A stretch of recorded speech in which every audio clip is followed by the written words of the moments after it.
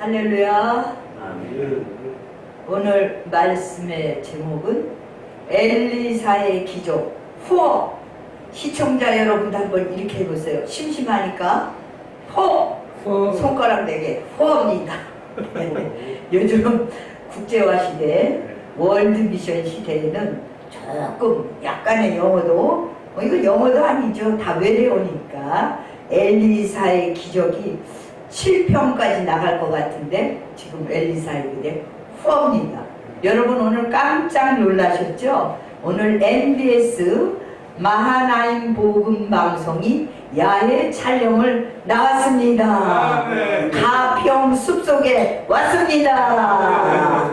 가평 숲속이죠? 네, 가평 숲속입니다.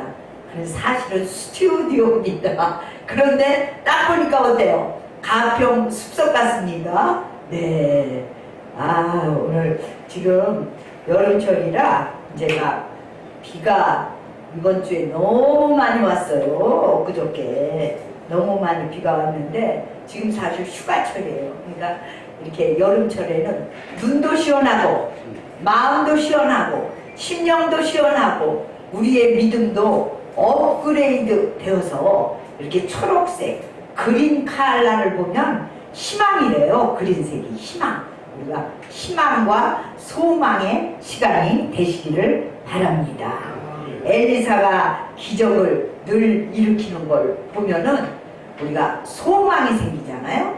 같은 말씀을 봐도 누가 뭐 이 말씀에는 기쁜 이야기, 슬픈 이야기, 그리고 기적의 이야기 뭐 다 있죠. 우리 인생사의 모든 스토리가 성경에 다 있습니다. 삼국지에 있는 것이 아니라 어느 소설책에 있는 것이 아니라 이 우리의 삶의 스토리가 성경 속에 바이블 스토리가 삶의 스토리입니다. 여기서 다 나오는 거죠. 왜냐? 인류의 시작부터 끝까지 다 있습니다. 인류의 모든 것이 다 있어요. 그뿐이 아니라 구약에 들어가면 조금 처음 믿는 분이 잘 못 믿는 믿음으로 받아들이지 않고 보더라도 보면 재밌는 이야기도 많아요. 재밌는 이야기, 왕의 이야기, 전쟁의 이야기 다 많아요. 제가 전에 그 성서책이 있었는데 지금 없어졌는데 만화 이야기로 된 그 성서 이야기가 있어요. 그 책을 하나 이제 구입하려고 그러는데 그 책이 어디로 갔는지 몰라. 그림 성서라 그랬는데 그림 성서로 보면 아이들이 보기 좋고 아이들뿐만이 아니에요. 초신자 아니면 초신자 아니더라도 우리가 이 성경을 보다 보면 성경이 엄청나게 방대한 스토리의 이야기입니다. 우리 휴먼 스토리예요. 우리 모든 인생의 스토리고 삶의 스토리인데 그거를 하나님의 구원 역사 속에 집어넣은 스토리예요. 그러니까 구원 역사의 스토리이기 때문에 조금 어렵지만 그걸 이야기 스토리로 본다면 성경이 참 재미있는 이야기가 됩니다. 그래서 믿음의 눈으로 보다도 역사적인 스토리를 보면 구약은 다 역사잖아요. 이스라엘의 역사. 근데 거기에 뭐 꼭 이스라엘만 있습니까? 중동도 있고 유럽도 있고 전 세계적으로 퍼져가는 거예요. 아시아까지 다 퍼져가죠. 그래서 우리가 이 성경을 볼 때 제가 왜 오늘 이런 말씀을 드리냐면 이제 성경 통독을 제가 숙제로 내주는 분들도 있어. 그러면 이제 솔직히 성경 통독을 그렇게 많이 하신 분들이 그렇게 많지 않아. 물론 요즘 교회에서는 성경을 막 통독하라 그러는데 이렇게도 하더라고. 한 사람에게 1년 1독의 스토리도 주지만은 교인들 전체를 놓고 그걸 한독을 한대. 그 한독을. 그러면 누구는 누구 있고 누구는 그것도 재밌겠어요. 그러니까 많이 안 읽어도 한독이 되도록 하는 그런 성경 통독 1독 스토리도 만들더라고. 뭐든지 우리는 창조적이고 그런 거 만들 수 있어요. 그래서 제가 이 또 성경 통독 이야기가 나오니까 올해는 그걸 못했네. 뭘 못했냐면은 1년에 여름에 일주일 동안에 성경 통독 창세기부터 요한계시록까지 일주일 동안에 다 해요. 그거를 늘 하는데 올해는 좀 못했습니다만은 개별적으로는 많이 줬습니다. 제가 성경 이야기를 하다 보니까 조금 얘기가 길었습니다만은 오늘은 누구의 스토리냐고요? 오늘은 누구의 스토리? 엘리사의 스토리. 엘리사의 그냥 스토리가 아니야. 엘리사의 미러클 스토리. 기적의 역사 스토리입니다. 제가 미러클을 좋아해서 미러클 월드비전 미러클을 좋아합니다. 미러클. 오늘은 엘리사가 정말 미러클의 역사를 펼쳤습니다. 뭐냐? 죽은 자를 살리는 기적의 역사가 나옵니다. 죽은 자를 살리는 기적의 역사. 야, 이건 대단한 거예요. 제가 이번 주에 월요일날 집회를 갔다 왔는데 집회를 갔다 왔는데 중풍병 환자가 계시는 거야. 아니 그럼 그냥 넘어가도 또 되잖아. 그거 뭐 날 보고 꼭 하라는 것도 아니고 거기 원장도 다 계시고 그냥 1시간만 하면 되는데 아이고 주여 보니까 나이도 많은 권사님이 휠체어에 앉아있어.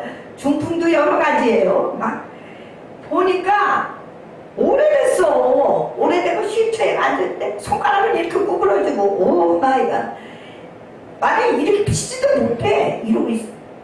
이렇게 돼 있고 발도 굳었고 그뿐만이 아니더라고. 이게 몇 년 된 얘니까 이거 굳고 이런 지 15년 됐대. 그리고 이쪽 다리는 또 뭐래더라. 더 딱딱해. 그거는 희한해. 이 중풍이 오른쪽으로 왔는데 이쪽은 굳었고 한쪽은 원래 더 굳었대. 그래갖고 나무처럼 딱딱하더라고.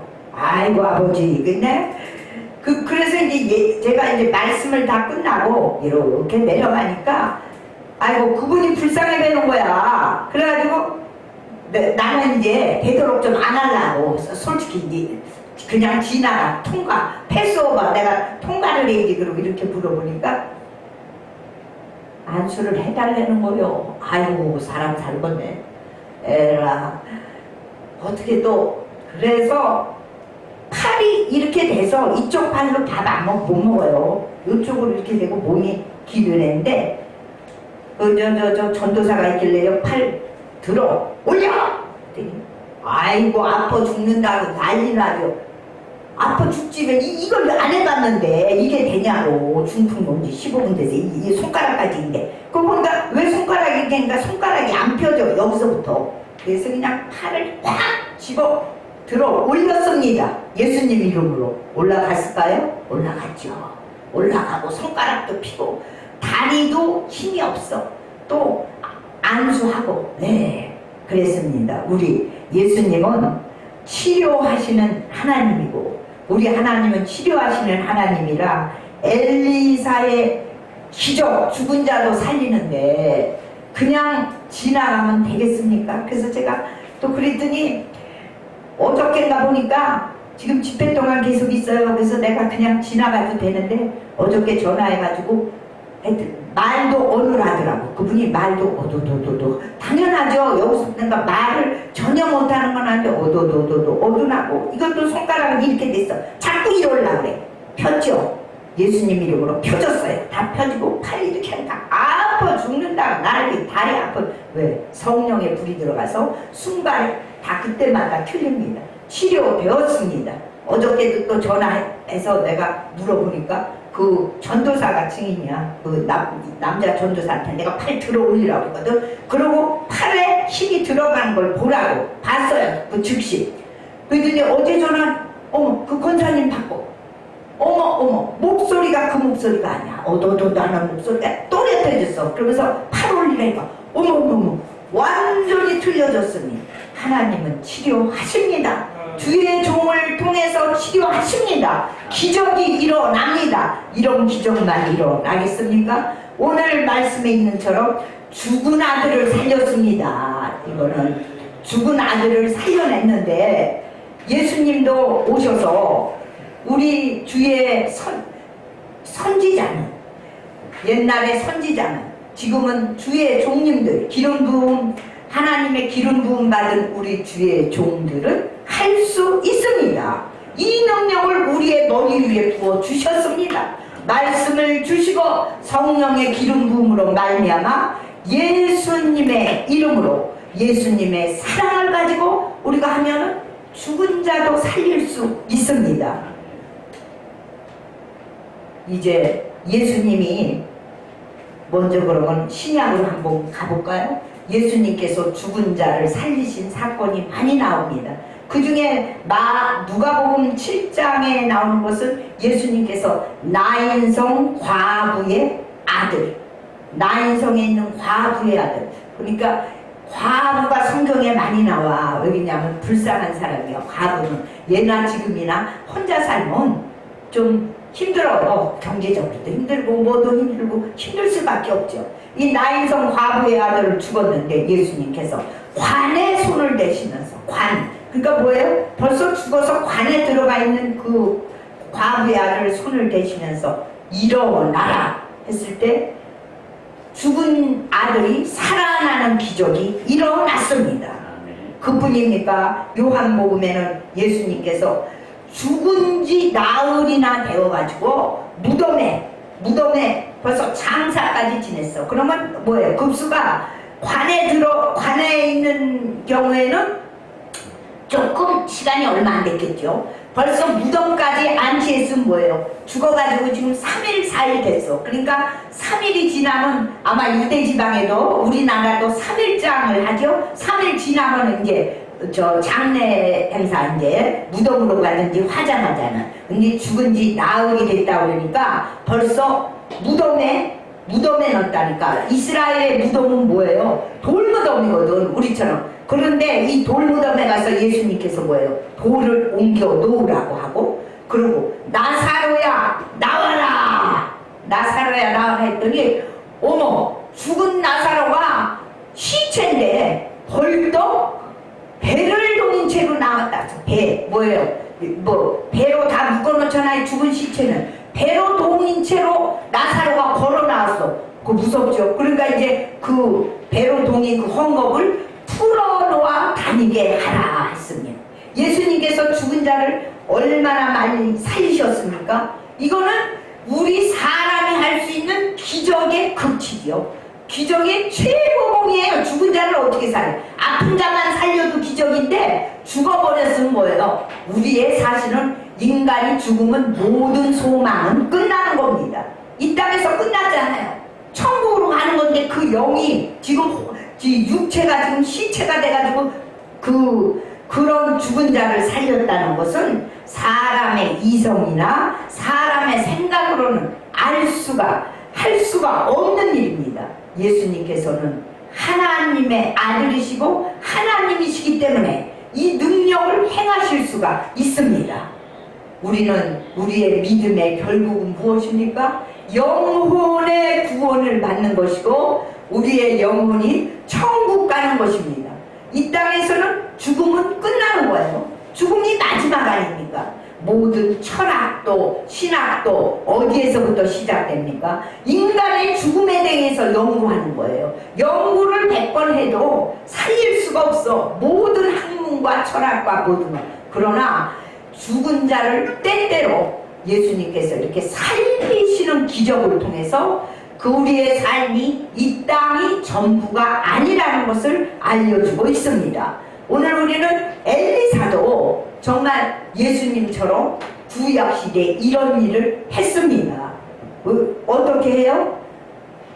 하나님으로부터 기름 부음 받고 성령의 그 능력을 받았기 때문이죠. 오늘 수냄 여인이 나오는데 이 수냄 여인은 수냄이라는 지역에 사는 여인이에요. 이 여인은 그렇게 어렵게 살지도 않아요. 남편도 있고 부자예요. 그런데 어느 날 이 엘리사가 날마다 갈멜산을 왕래하니까 그 지역의 중간쯤에 수냄이 있어요. 그런데 선지자님이 맨날 그 근처를 지나가시는데 자기 집에 모시고 싶은 거야. 그래서 한 번은 엘리사 선지자를 모셔서 자기 집을 다 개조해서 엘리사가 쉴 수 있는 침대와 책상과 모든 걸 해서 집을 아주 지어드렸어요. 그 방을 아주 꾸며놓고 여기 와서 쉬시라고 하니까 엘리사가 얼마나 고맙겠습니까? 뭐냐? 주의 종을 아주 극진히 섬긴 것이죠. 오늘날도 교회에서나 또 교회에서 섬기는 일을 하던 주의 종을 섬기는 일을 하면 반드시 복을 받습니다. 반드시 복을 받게 돼 있어요. 그 엘리사가 그래서 물어봅니다.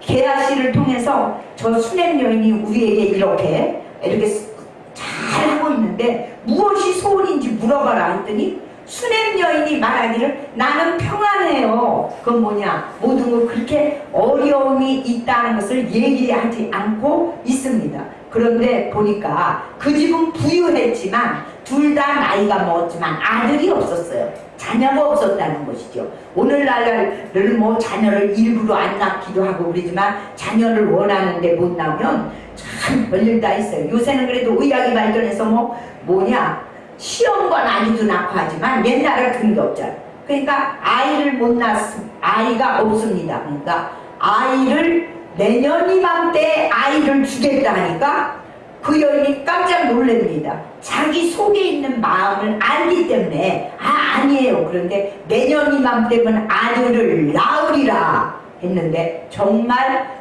1년 후에 귀한 아들을 낳았습니다. 그래서 이제 얼마나 기쁘게 했는데 기쁘게 사는데 그 아들을 눈에 넣어도 아프겠습니까? 얼마나 귀하고 귀한 아들입니까? 근데 이제 몇 살이 됐어요. 몇 년이 지났는데 어느 날 그 아이가 아버지를 따라서 밭에 갔는데 갑자기 아이고 머리야 그러더니 아버지 앞에서 아버지 품에서 쓰러졌어요.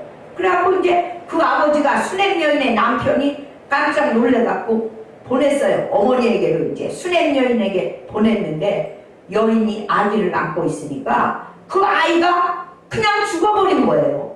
너무 어이가 없는 거죠. 수냄 여인이 깜짝 놀라가지고 그 아이를 얼마나 놀랐겠어요. 그런데 이 수냄 여인은 보니까 굉장히 지혜가 있고 믿음이 있고 차분한 여인이에요. 사람이 무슨 큰일을 당하면 막 호둥호둥대고 그냥 놀래가지고 무슨 일을 해야 될지 모르는 게 우리 인생들인데 이 여인은 아주 지혜와 믿음이 있는 여인이었어요. 그래갖고 아들이 죽었으니까 이거 남편에게 알려서 큰일 났어요. 우리 아들이 죽었어요. 이게 하는 게 아니라 그 아이를 다 안고 선지자의 방에다 침대 위에다 갖다 눕힙니다.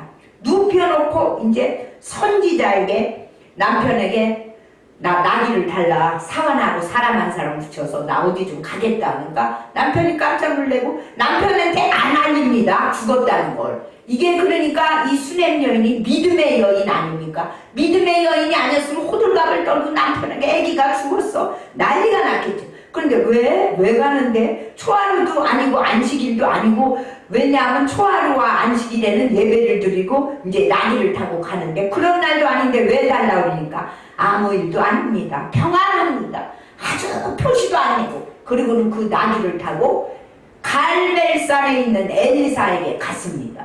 엘리사에게 가서 무엇을 합니까? 엘리사의 무릎 아래 무릎을 꿇고 발을 잡고 웁니다.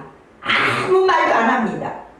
그런데 하나님께서는 주의 종에게 모든 어려움이 있으면 딱 알려주기도 하지만 안 알려주실 때도 있어요. 보면 어떤 때는 환히 알려주지만 어떤 때 그러니까 엘리사가 알 수 있는 건 뭐냐? 이 여인이 아주 아주 굉장한 비탄과 슬픔이 있는데 하나님께서 아들이 죽었다? 이걸 안 알려줬어요. 그러니까 몰라. 무슨 일입니까? 무슨 일인데 말하라 했더니 내가 언제 아들을 달라고 했습니까? 선지자님, 우리 아들이 죽어버렸습니다. 죽어버렸습니다. 엘리사도 깜짝 놀랐습니다. 깜짝 놀라고 그러면 내가 가겠노라. 가기 전에 바쁘니까 자기 지팡이를 줍니다. 이 지팡이는 뭐예요? 모세의 지팡이처럼 선지자의 지팡이는 권능을 나타냅니다. 자기 지팡이를 게하시에게 주면서 이거 빨리 가라. 그 대신에 사람 누구도 인사하지 말고 가서 그 지팡이를 아이의 머리에 놓아라.